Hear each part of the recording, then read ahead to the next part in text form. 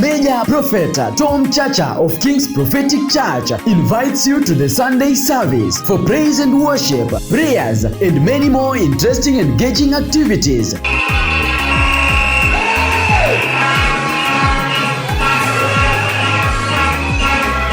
Join us every Sunday from 8 a.m. Mwambia Mungu uliniokoa na wewe ulinisema ukaniokoa kwa shida. Leo nataka nione ukinibariki, nataka nione matunda ya wokovu. The church is located along Manyanja Road, opposite Harambee Sacco in Donholm, Nairobi. For more information, contact us on 0724311610 or find us on all our social media platforms at King's Prophetic Church. King's Prophetic Church, a palace of wonders. Mungu wangu nakupenda. Bwana wangu nakupenda. Turn with me in the book of Philemon, chapter 1 verse 11. Philemon, chapter 1 verse 11. I want to share something briefly before we go forward. Come on, give one a clap offering if your name, somebody. Thank you, Jesus. Philemon, chapter 1 verse number 8 through to verse number 11. And I want to talk to somebody briefly about, are you profitable in the house of God? Unaweza kuwa mahali umekaa na wewe ni wa faida ama wewe si wa faida. Swali langu siku ya leo ni, je, wewe ni wa faida katika nyumba ya Mungu?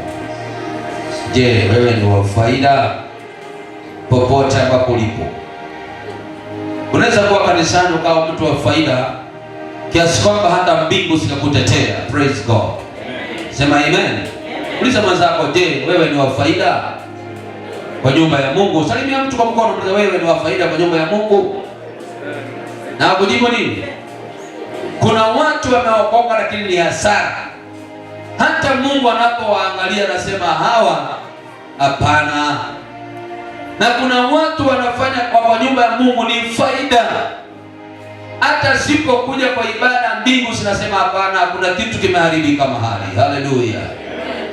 Salimia mtu bwana, pia muulize, wewe ni wa faida ama wewe ni wa hasara? Unasikia mtu anakuambia, unajua wakati wetu hawa waimbaji wanaimba hawaimbi vizuri. Lakini ile time yetu tulikuwa tunaimba. Tunaweza kusema hivyo. Kuliko mnaimba leo mko wapi? Biblia inasema heri mwisho wa jambo kuliko mwanzo. Ulikuwa Asha, leo wewe si Asha.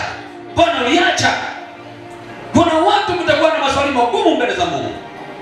Ulikuwa mhubiri, leo wewe sio mhubiri. Ulikuwa mwinjilisti, leo wewe sio mwinjilisti. Kwa sababu shida ambayo tuko nayo na Mungu ni kwamba Mungu hakuambii siku atakutembelea. Haleluya. Mungu hakwambii siku atakubariki. Amen. Mungu ana kalenda ya Mungu, sio kalenda yako. Mimi niko na testimony na Messiah. Nimemtumikia Mungu kwa muda wote. Nikawa na majaribu, nikawa na mambo mengi, lakini sikumwacha Mungu. Mtu mmoja akaniambia tukiwa Johannesburg, kwa madhabahu tukawa na hubiri, akaniambia, man of God, let me tell you something. Kuna majaribu yako, kuna vita, lakini usiwahi toka kwa madhabahu. Praise God. Amen. Huyu jamaa mpaka leo nikisikia nimeelemewa na nguvu za kuendelea, nikichoka na kusikia sauti yake ananiambia, usiwahi toka kwa madhabahu. Siku utatoka kwa madhabahu, shetani atakunyonga. Sasa wengi mlikuwa mnaokoka mko fire. Ile nasikiaga kendeke anasema si fire sio. Na yeye atajui fire ni nini. Anaongea kitu ajui. Sasa ulikuwa fire. Ulikuwa unafanya uinjilisti. Ulikuwa unaenda kanisani. Ulikuwa unatoa sadaka. Ulikuwa unafagia kanisa. Ulikuwa mtumishi mzuri. Lakini mtu akatokea from nowhere, akakujaribu, akakuvunja moyo, ukaacha kutumikia Mungu. And I want to tell you, when you are almost getting there, demons will visit you.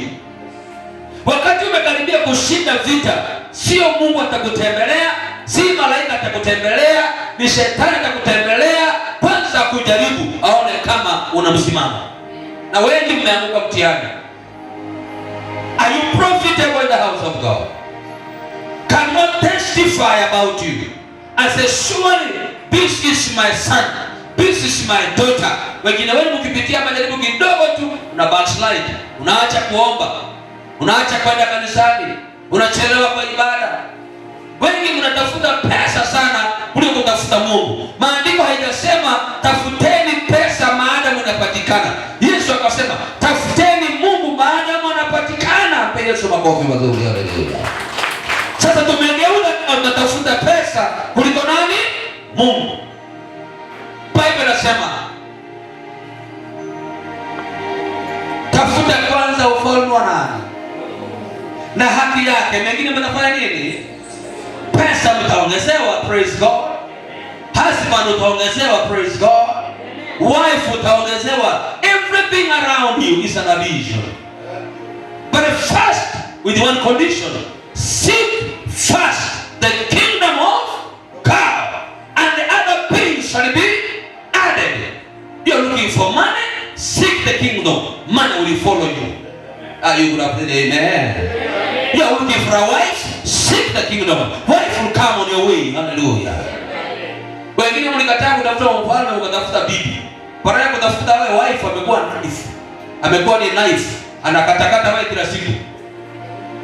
Baada ya kutafuta Mungu akupatia wife, ukatafuta wife akageuza kuwa knife. Baada ya wife akuwa nini? Knife ni kukatakata. Wengine baada ya kutafuta Mungu akupatia husband, ukakataa kutafuta Mungu, ukaenda kutafuta husband. Baada ya kuwa husband anakuwa hama, anakugoma kila siku. Unatafuta Mungu akupatia nini? Husband, a loving husband. Ukasema unatafuta husband, ukazunguka makanisa unatafuta husband. Alipoingia kwa nyumba akatani from being a husband, akawa hama. So ni kukuhama kila siku. Popo unatoka umefura kitu, umefura wapi? Una nini? Husband amekuhama. Barakoe husband amekuwa, ambia mwenzako amekuwa hama. Leo kama mwambie amekuwa hama. Ndiye mwingine amekuwa knife. Si wife tena. Amekuwa nini? Tuuliza mwenzako, kama ni mwanaume muulize amekuwa na wife ama knife. Kama ni mwanamke muulize uko na husband ama hama. Umesema uko na nani? Simuliache Mungu.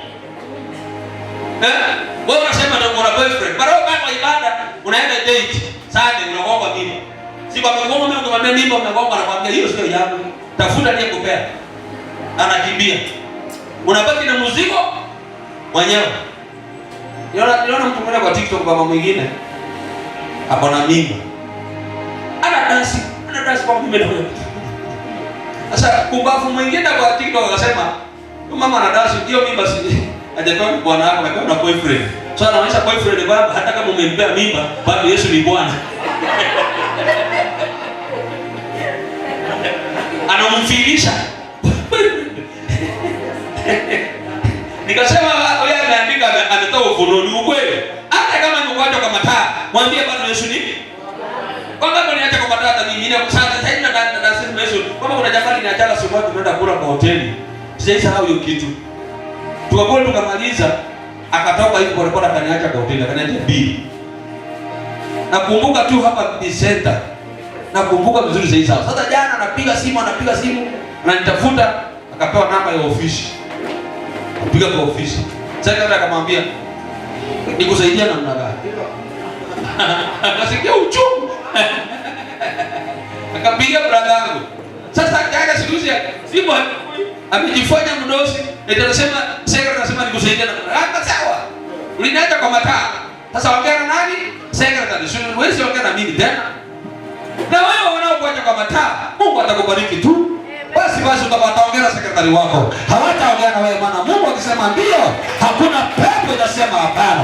Kuna mtu anaongea naye hapa ambaye Mungu anakwenda kukuinua, apeke mahali pengine ambapo atatamani kukuona na hawatakuona. Anasema katika Samueli wa kwanza pale 2:6, ni Mungu anamtoa moja na mwingine na kumketisha na wafalme. Sio anko yako, sio mama yako, sio baba yako, si boyfriend wako, si girlfriend wako.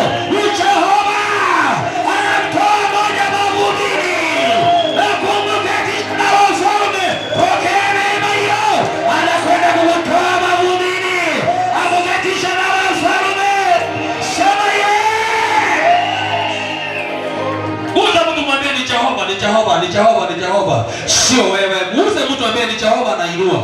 Uza mkusema hapo najua unatoa unabii. Mwambie ni Jehova anainua. Ni Jehova anatoa moja kwa mavumbi. Wewe unayetembea kwa miguu, yeye atakutoa kupatia gari. Wewe uliosahaulika, akufanya kukumbuke. Wewe uliachwa, watakutafuta wale walikuacha. Hawatakupata. Ni Mungu wa mbinguni. Anawatoa wengine kwa umasikini. Kwa Yesu makofi shukrani. Kwa Yesu makofi ya shukrani. Kwa Yesu makofi ya shukrani. Acha kuinua kutoa mahali ulipo. Akufanya wewe uliyebarikiwa. Sifanye kwa ubaya. Hivyo ndio Mungu anafanyaga. Anauliza nani ako tayari mbariki? Nani ako tayari? Anaangalia mama. Unainua mkono, niko tayari kuuliza wewe ni wa faida? Umefanya nini? Faida ya kwanza ni Mungu kubariki. Lazima uhubirie watu waokoke. Wakiokoka na wewe Mungu anakuokoa kwa umasikini, anakuokoa na magonjwa, anakuokoa na shida, anakuokoa na ajali, baada ya kuokoa roho ya mtu mahali. Haleluya! Hakuna jabure. Hakuna jabure. Hata kwa Mungu hakuna jabure. Usidanganye na Mungu kwamba sasa Mungu atakupatia. Hakuna jabure. Lazima uombe, lazima utumike, lazima uende faida. Kama kuna jamaa anataka faida kwa ufalme wake, ni Mungu. Wao usidanganye. Hivi nimekufanyia ndio Mungu anafanyaga. Nani akataka nimbariki? Unainua mkono. Nibariki Mungu. Anakuuliza, umefanya kazi? Umeleta faida? Yes. Mimi nakupa chakula. Mimi nakutumikia tunalipia fare. Unakuja unakurudi. Si mimi ni mwaminifu. Tutakuchungulia wafanye. Lakini swali yangu ni moja kwa mtu hapa. Je, wewe ni wa faida kwa ufalme? Hiyo ndio swali nawauliza. Si mimi nawauliza, Mungu anakuuliza. Maana huu ufalme si wangu. Ufalme ni wa nani? Sema kwa sauti, ni wa nani? Sasa mwenye ufalme anauliza, je, wewe ni wa faida? Kuna watu leo tumeamuka, wao wako moja, lakini wewe unapatikana kanisani. Mungu amekuweka hai kwamba ulete faida katika ufalme wake. Je, wewe ni wa faida? Unafikiri mtu mwenye mgonjwa pale Kenyatta Hospital yeye ni mbaya kuliko wewe? Takutumia. Unafikiri ni mbaya kuliko wewe? Kwanza yeye ni mbaya atakuliko. Lakini Mungu amekupatia an opportunity to serve him. Praise God. Do you want to live long? Do you want to live long? Yes. Serve God. Nikamwambia juzi nilitoka nyumbani, nimetaka kuja na gari ukuu usiku. Kuna kijana nilikuwa naye alitetemeka mpaka leo tamlezi mmoja wa Peters. Kuna kona moja maimayo imemeo upande huu pitia upande huu wa Ngong. Hiyo kona kujaga hivi. Inakuja hivi narudi hivi. Mimi nimepanda natoka mlima, napanda juu na gari. Kuna jamaa ametoka juu na lori. Ame lose control. Pale kando kuna machuma, amekuja saidi yangu hivi. Tupatane head on. Lakini sasa watu wengi wanakula kwa ngoma yao. Mungu asikubali nikufa. Hao wote kama kamera hao. Sasa kuna ngoma yao. Sasa Mungu akasema, sababu kuna watu unalisha, hautaku na wewe unalisha watu wangapi? Wewe unalisha watu. Kuna watu hata kumwambia mtu chips peke yake, wewe ni mgumu. Basi hapo unasema sina. Hata ile kidogo unaona nyama. Hata chips ya mbao. Ile chips mwitu. Ndio chips mwitu. Ya how much? Power. Do you know when you become a giver, then you become a receiver? Praise God. God will always trust givers. For so God loved the world. He did what? He gave his only begotten son. God never gave because he had so many children. But God gave because he loved people. Praise God. When you love, you give. Mwambie mwenzako, ukipenda unatoa. Utaona mwanaume mmoja hapa tutoe sadaka, baada ya ibada anapeleka mshana out. Msichana wa mwenyewe, hata si dada yako, mbavu wewe. Ananunulia chips. Kuku. Na nini kingine ananunua?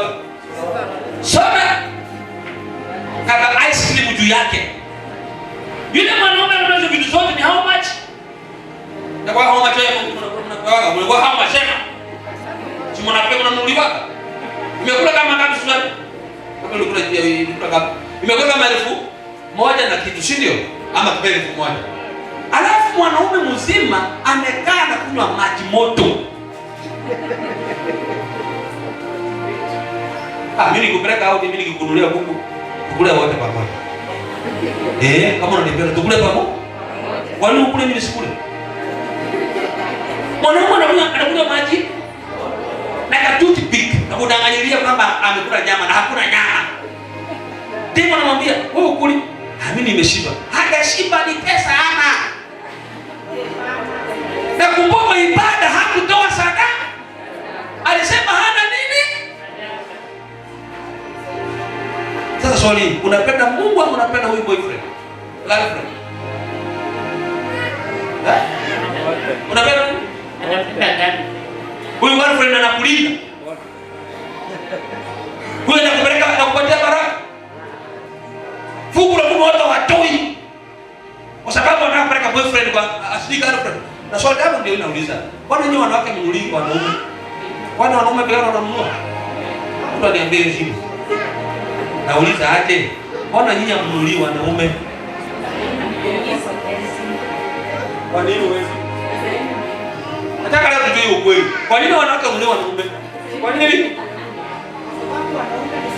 Sio mbona sasa kwa sababu tusikie. Najua watu wanaumia sana. Nasema wanaume ni solution givers na wanawake ni solution seekers. Umesikia hiyo? Peleka microphone wapi? Sitaki kusema na msokosa. Wapi? Wapi microphone? Mshikie simama tuambie hiyo kitu. I'm saying men are solution givers and women are solution seekers. Mnaagiri na hiyo? But hii nataka niweke straight hapa kwa kompu kidogo. Men are solution givers, but women are problem givers. Nipigie magogo mmeongea. Yaani unipigie okay. Women are problem givers. They give problems. Kwa nini wewe ukule pesa ya mtu na akose rent? Kwa nini ukule pesa ya mtu na akose sadaka? Si wewe ni problem? Yes, you brought problem in my life.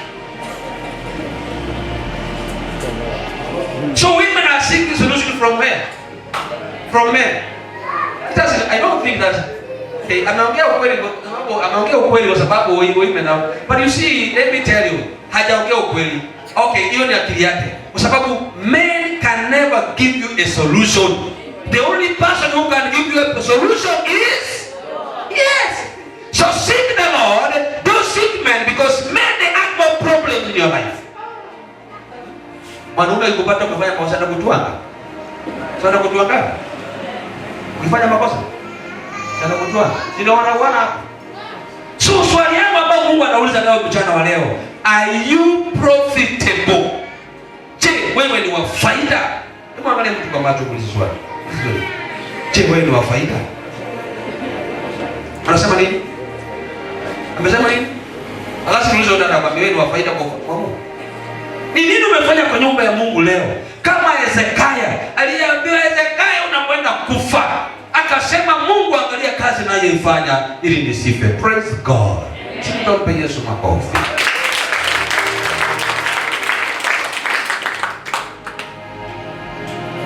Nimekosa kuja hapa saa 1. Sikia watu walikuwa wanalia hawana chakula. Shimini na bila chakula. Sasa hiyo kuko with food. Useme Yesu ndio ukweli. Sio ukweli. Am I not profitable to you? Am I not profitable to God? Why? Mungu anapokuita unakuwa faida kwa ufalme. Lazima Mungu atakubariki. Twende kwa maandiko.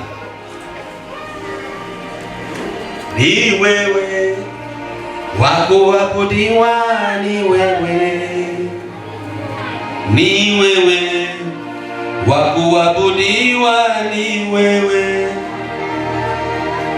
Wakupewa sifa na utukufu na heshima, ni wewe.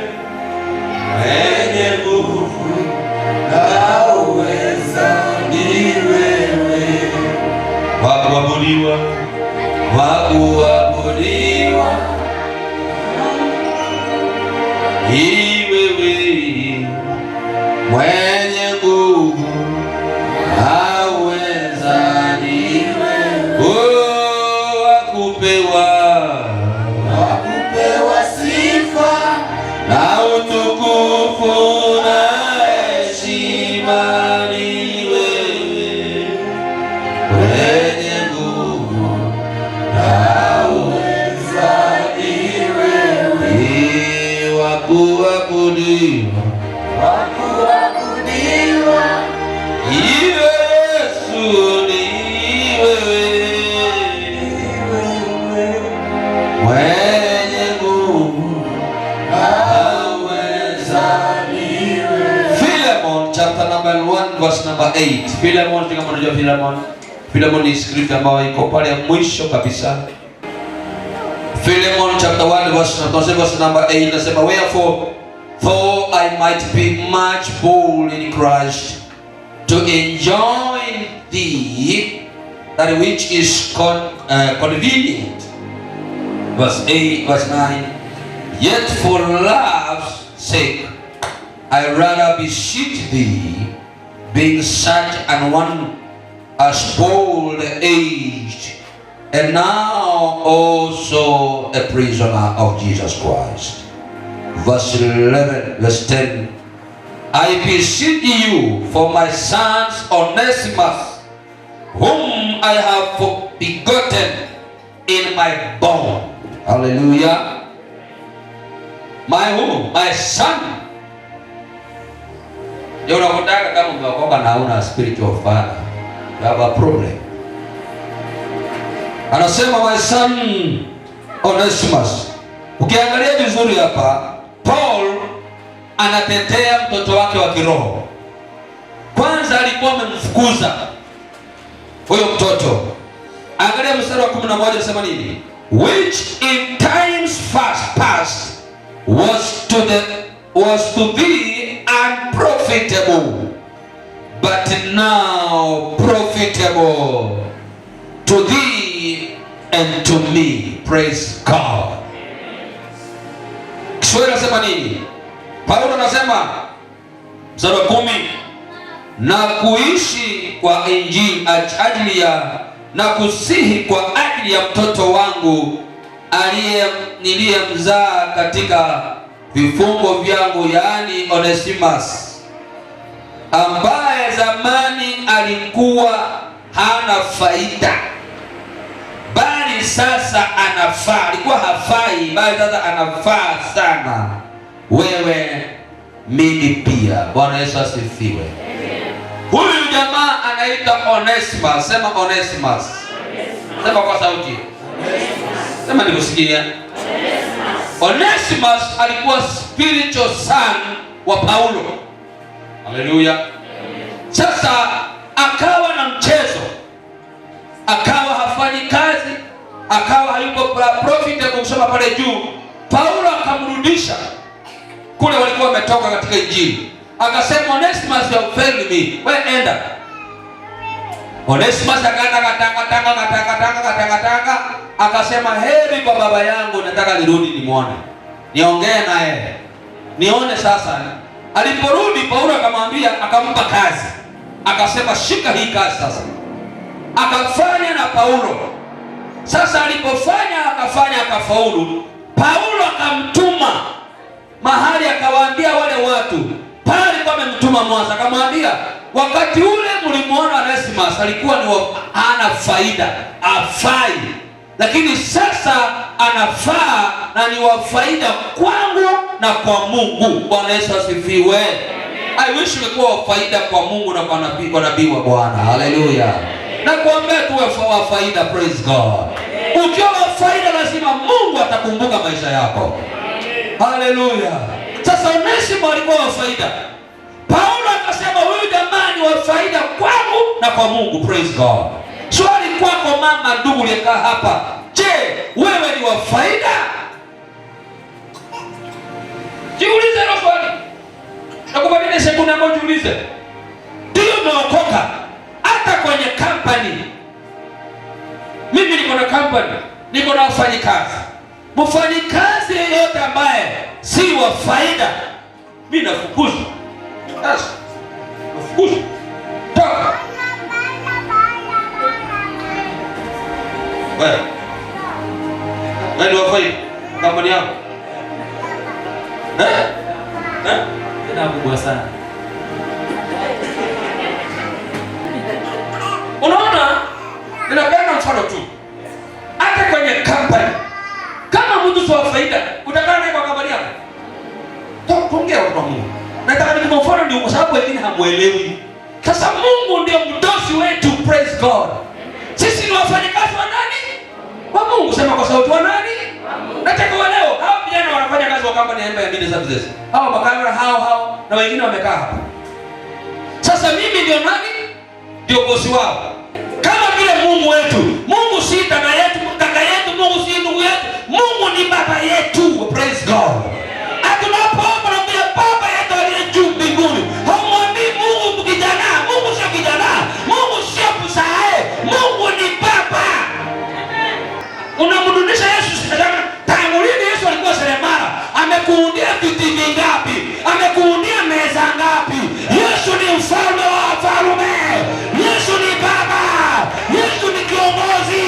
Yesu ni zaidi ya William Ruto. Yesu ni zaidi ya Trump. Yesu ni baba. Tumpe makofi ya shukrani baba. Huyo ni mfalme, aheshimiwe. Ingekuwa Yesu watu ingekuwa na shukrani na wapige na waondoa tu. Unaambia Yesu ni seremala. Amekuundia viti vingapi? Hatuna heshima kwa Mungu. Tunakuta kwa ibada kama hii mtu ameweka simu on. Lakini huyu mtu akienda kotini hawezi weka simu on. Why? Anaogopa koti kwamba atafungwa. Tunafika viwango vya kuogopa watu na hatuogopi Mungu. Inafika viwango leo nikupe siri. Heshimu watu, ogopa Mungu. Anasema ogopa Mungu anayeua roho na mwili. Usiogope mwanadamu anayeua mwili peke yake. Ogopa Mungu. Huyo ni mfalme. Huyo ni baba, mpe makofi. Huyo ni kiongozi. Huyo ndiye baba yetu. Tunainama mbele zake tukisema upewe sifa Yesu. Kuna nyimbo zingine mimi I don't listen to. Eti Yesu ni seremala. Atakupiga nini? Akupiga randa. Sasa utumie akili yako uliyozaliwa nayo. Yesu wewe ni mbao. Ulisema zako wewe ni mbao. Let's be mature. Unajua tumezoea Mungu mpaka tunacheza na Mungu.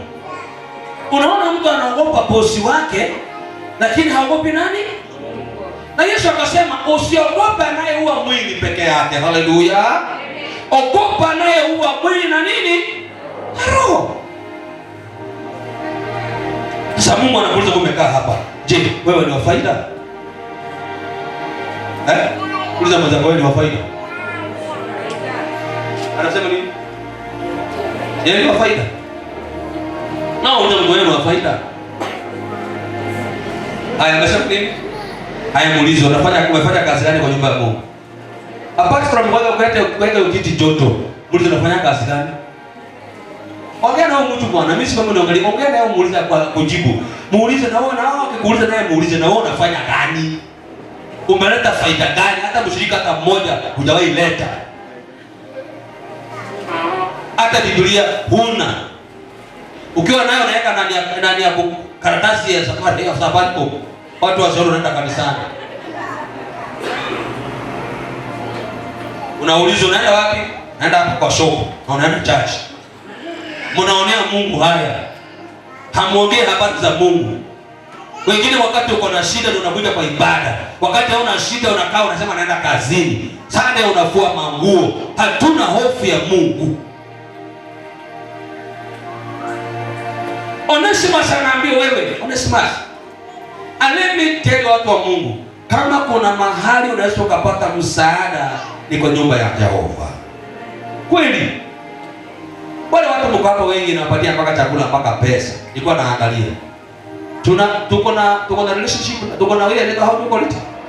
Tuko na how do you call it? Are you my relatives?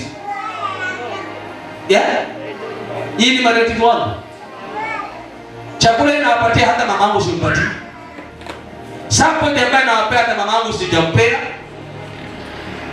Kilichofanya nifanye hivyo ni Mungu ambaye tunamwabudu ametufanya tuwe watoto wa baba mmoja. Sema amen. Sasa leo wewe unaogopa Ruto, unaogopa polisi, lakini hauogopi nani? Mungu. Na kuomba leo unapotoka hapa, geuza akili yako, anza kumuogopa Mungu na kuheshimu watu. Hayo sio kumpa Yesu makofi kabisa. Hiyo ni point ya maana. Nasema uogope Mungu na uheshimu watu. Lakini tunawaheshimu watu, tunaogopa watu, hatuheshimu Mungu, hatuogopi Mungu. Alafu Mungu hapo kila mahali anakuangalia. Unaona mtu anajificha na mahali anasema, sitaki hapa washirika wa kanisa yetu wanakuaga hapa. So wasinio umesahau washirika hata kiko. Mimi ndio Mungu, mimi siogopaji mtu. Mimi naogopa nani? Nikitaka kufanya kitu nasemaga na Mungu atasemaje? Sisemi na watu unajua sana Mungu anasemaga na watu watafanya nini? Watasemaje? So Onesimus alikuwa mtu hasara. Lakini in the process jamaa akarudi akakuwa wa faida. Sasa Paulo ana testify. Anawaambia Onesimus anakuja. Sasa hivi yuko profitable. Praise God. Inaomba kunasema Mungu nifanye wa faida. Sema mara nyingine nifanye wa faida. Sema mara tatu Mungu nifanye wa faida. Niwe wa faida kwa nyumba yako. Pigie Yesu makofi. Kwa Mungu ndani wa mbele kimoja. Hakuna siri ya kuishi miaka mingi ila kumtumikia Mungu. Bwana Yesu asifiwe. Utakapokuwa mwaminifu kwa nyumba ya Mungu, Mungu atakufanya mwaminifu kwa maisha yako. Wale wanatafuta baraka, baraka hasikuji hivi hivi. Baraka zinakuja wakati wewe umejitolea na kumtumikia Jehova. Bwana wangu nakupenda, kimbilio langu, Bwana wangu nakupenda, Bwana wangu, na Mungu wangu.